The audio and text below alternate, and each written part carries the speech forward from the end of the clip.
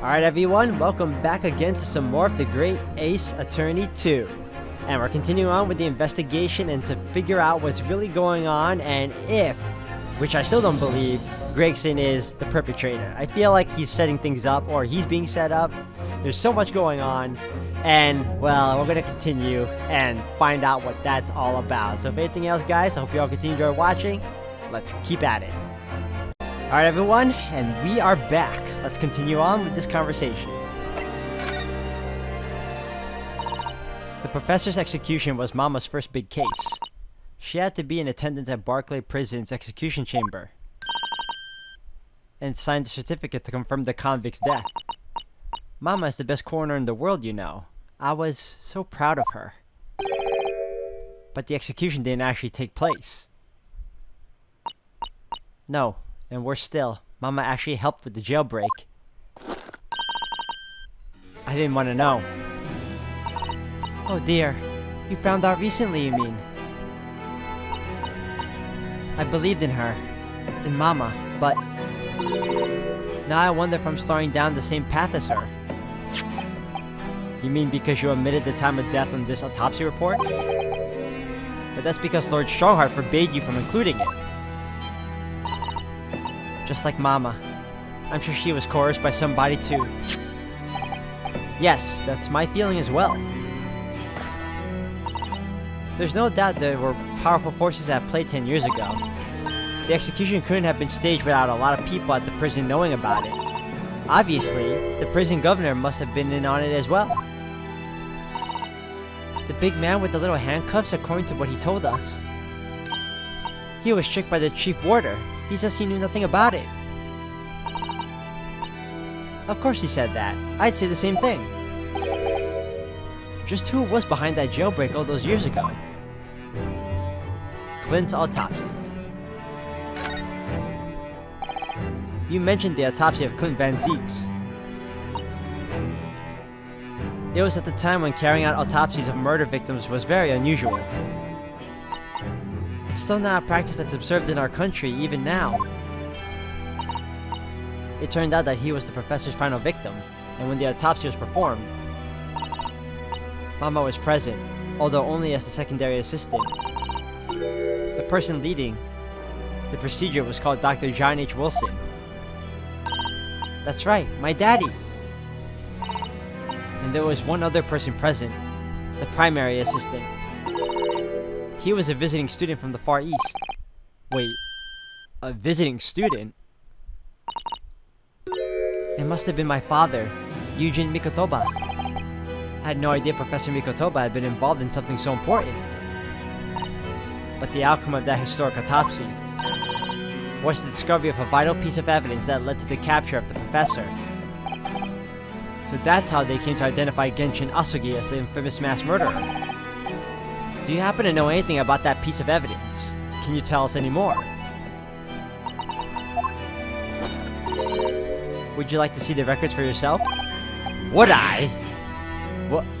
Would that be alright? What's the point of keeping records if people can't look at them? They're filed under V at the back of those cupboards, with the other records from the last decade. Thank you! Let's see, Van Zieks. That's strange.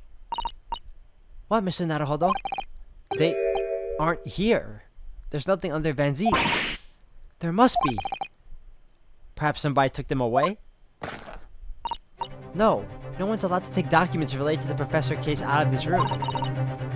But you're right, they're gone. Well, when was the last time somebody looked at them? Do you remember? It was... Oh, yes, I remember now. It was 2 years ago. A consulting detective came one day saying that he'd like to see the records. No, you don't mean... Herlock Sholmes was his name. Deep down, I knew that was coming. Do you think he stole the records? Oh no, surely not. Iris, that can't be right. Can it?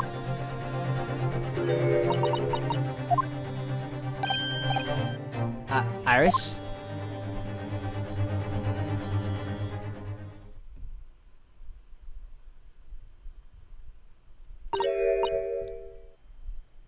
Runo. I hope you don't mind, but... What is it, Iris? I've just remembered something very important I have to do. I'm gonna have to leave you now. Oh! This is very sudden, Iris. Well, we'll come with you then.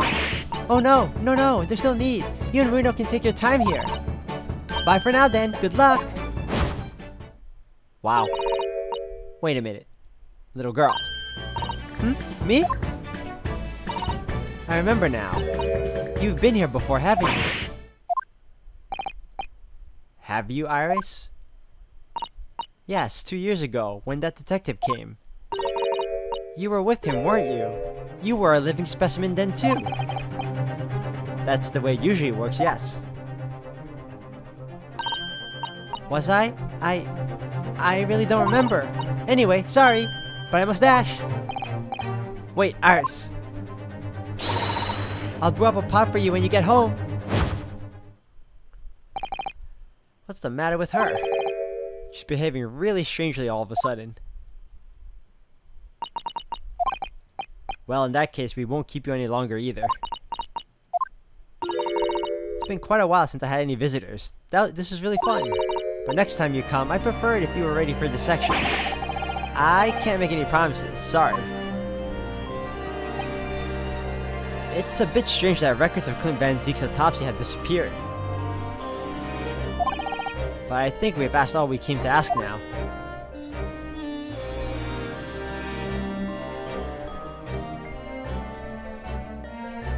Alright, I think it's time to move out. Fresno Street?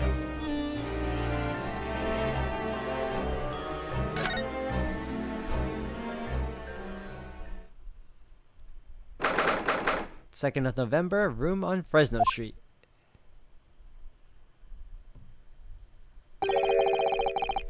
The police are still busy investigating in here then. But Gina's nowhere to be seen. Where is she? Yes, it has been blissfully quiet, hasn't it? Perhaps she's out investigating on her own, practicing what her boss taught her. Well, I expect she'll be back before too long. Shall we wait? Actually...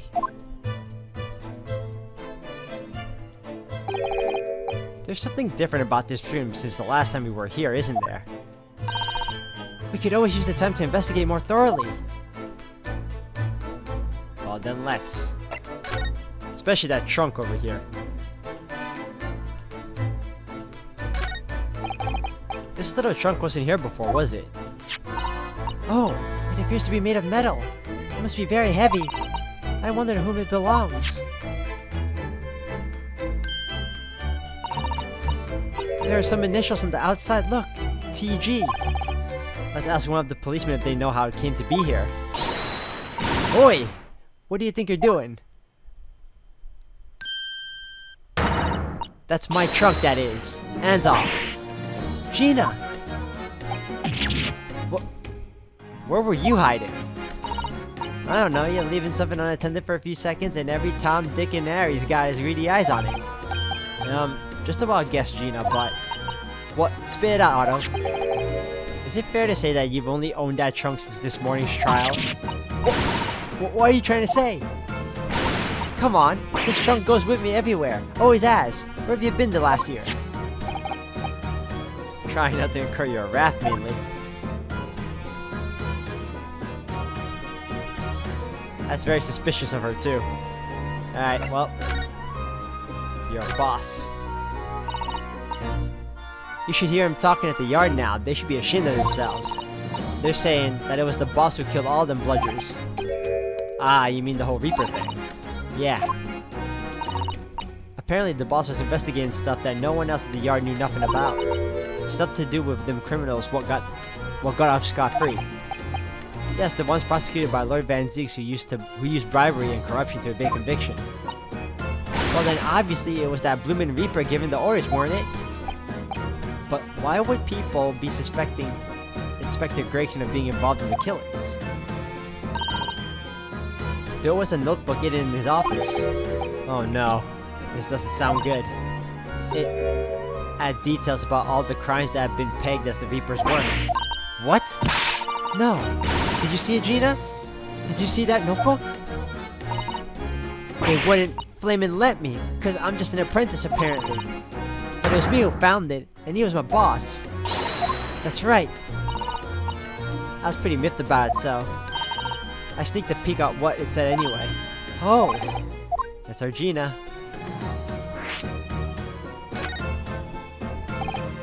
So you managed to see what was written in Gregson's secret notebook anyway, did you? The way I see it, it's my right to read what he wrote. And what had he written, Gina?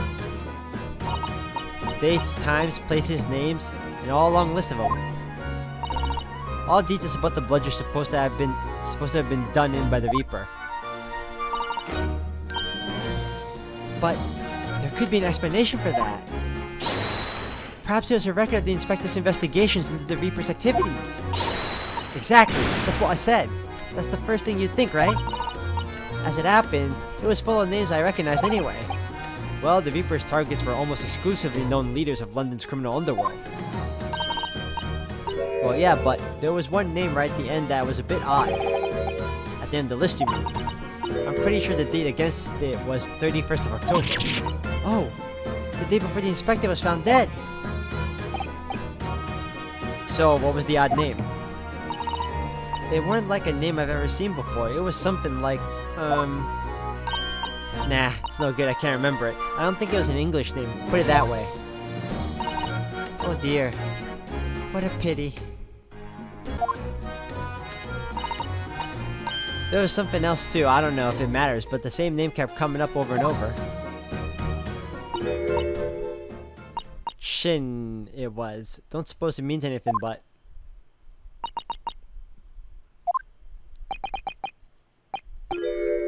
Did you say Shin?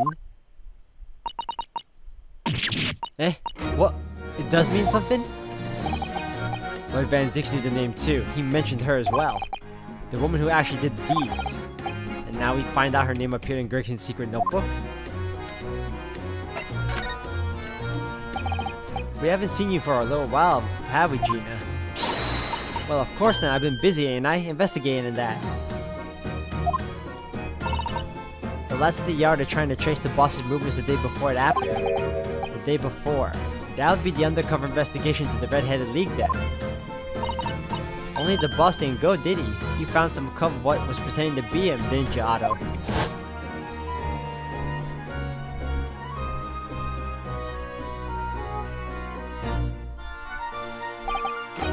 Yes, it was Mr. Vigil who actually went to the park on Lime Street that day posing as Gregson. Well, anyway, you ain't the only one turning stuff up. I've got my own ways of getting results. When me and my partner here got together, there's nothing we can't track down. Oh, little Toby! He's such a faithful friend! So have you tracked anything down then? What do you think, huh? Of course we have. Can't tell you though, police business, innit?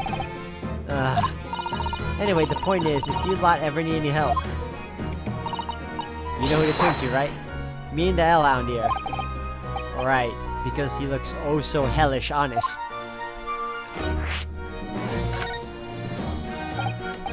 Gina, about your Hellhound there. Chief Inspector Toby, you mean? He's the pride of the force, he is. In Japanese, police dog means something quite different, and not altogether nice to those involved in crime. But here in Britain, it's a wonderful compliment, it seems, for a canine at least. It should be. After all, in the great exhibition case the other day, it was Toby here who managed to locate Drebber's workshop. Maybe it's time for another demonstration of what the super dog can do, huh? Do we have something the Chief Inspector could catch the scent of, I wonder? Yeah, we do. The hairpiece. Take that! Well, Chief Inspector Toby, if you wouldn't mind having a sniff of this. You might be a little too keen, don't you think? Holy cow! The Chief Inspector made short work of Gina there. Ah, look what he's gone to. Oh my! That trunk clearly still has a very strong scent. of Inspector Gregson. In other words, it must have belonged to him.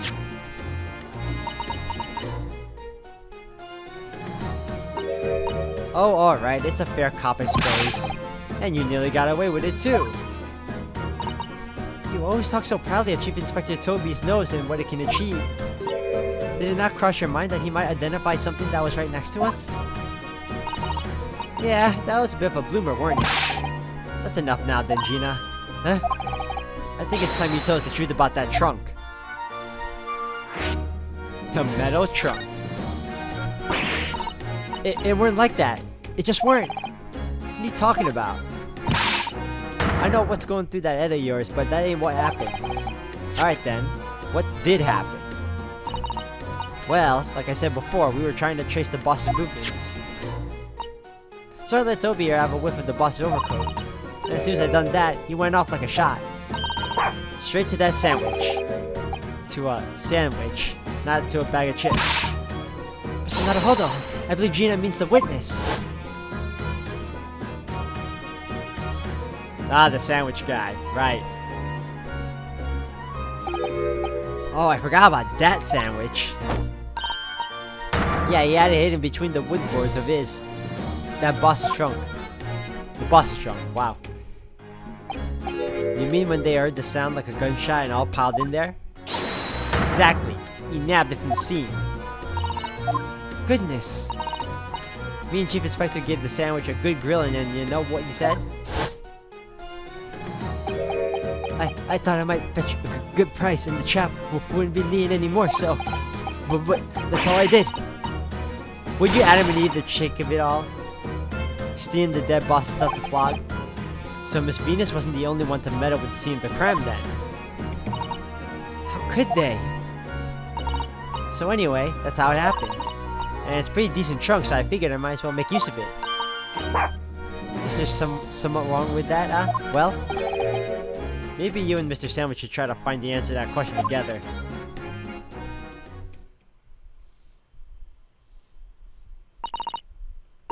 I think perhaps that trunk should be turned over to the police, don't you?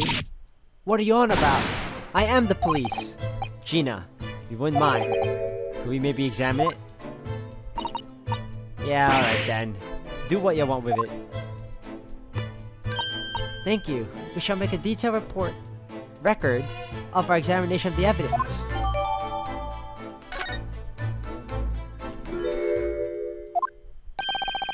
What's the matter with Toby? Why is he acting so aggressively towards me all of a sudden? Mr. Naruhodo, be careful! It must be the trunk! Holy cow!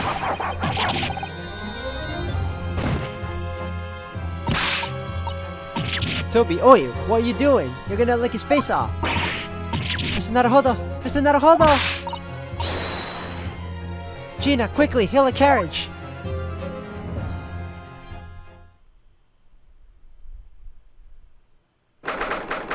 2nd of November, 4:57 p.m., Naruhodo's Legal Consultancy. What happened?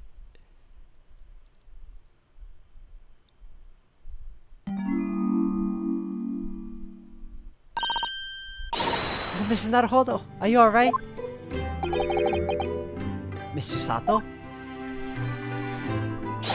Ah, conscious again at last. A blessed relief, my dear fellow. After all, to drop dead after a moderate licking by a small terrier, most unseemly. What is or isn't seemly is irrelevant here, Mr. Sholmes.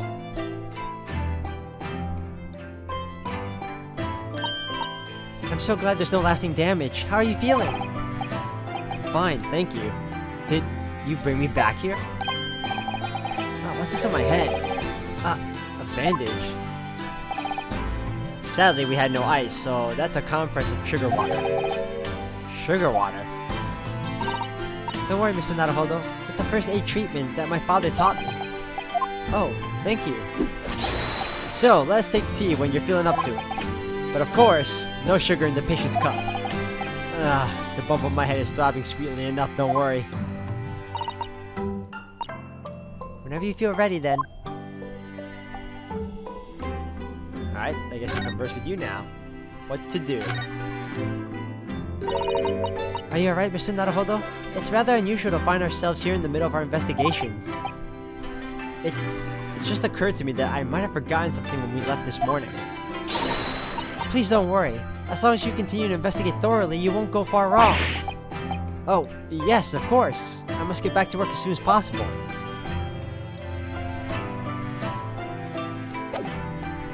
Alright. Your turn, buddy. Thank you for your concern, Mr. Sholmes. My dear fellow, think nothing of it. I must say, I was quite startled when I heard that you'd been attacked by a dog. For a moment, I feared that infamous murderer of so many had come back from the dead. You mean the professor? Fortunately, I see your prize stone is unscathed. That stiff turned-up collar of yours obviously afforded some welcome protection. Was I that close to death? All I really remember is the dog licking my face over and over and over again. Well, if you wish to avoid such troubles in the future, a little mustard spread on the cheek should do the trick. I should think that would balance the sweetness of your bandage rather splendidly. Huh. Whenever you serve me tea, it always takes me back to Japan. I know you're not particularly fond of the bitter taste, are you? So I do always try to pick out less bitter matcha for you. She does often serve up an unusually mellow blend, it's true. But the anticipation of the taste in my mouth makes me bitterly worried anyway. It is very difficult for you, isn't it?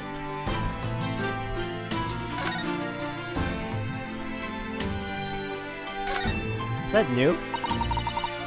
My desk is just as it was before I left. Oh, it's her desk. Sumi ink and a calligraphy brush, even though we're in England now. That strikes me as typically you, Mr. Sato, and typically not you at the same time. Well, I do enjoy all the wonderful new things that come out of the West in the Cultural Revolution, of course. But I'm not ready to give up my brush just yet. And anyway, Sato-san can write more neatly with a brush than most people can with a pen. Practice makes perfect, as they say.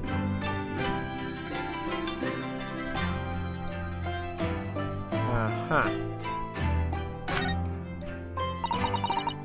Steam is rising gently from the kettle as always.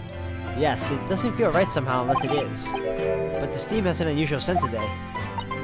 Perhaps the sweet potatoes that I brought back from Japan with me are ready. Oh, Mr. Naruhodo, I heard that, you know. Tears of joy, Mr. Sato, from my mouth.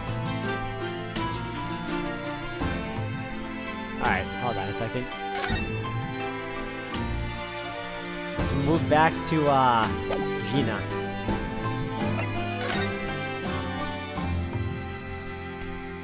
I can't believe I went unconscious from a dog over licking me.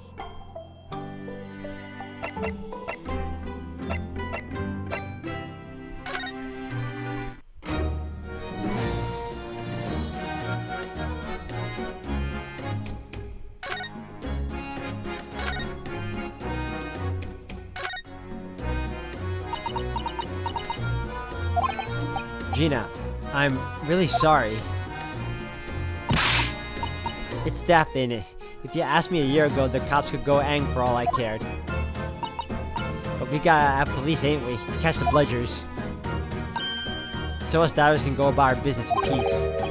Wait, sorry, I don't think I can have heard that properly. He said he was gonna teach me everything I needed to know to be a detective.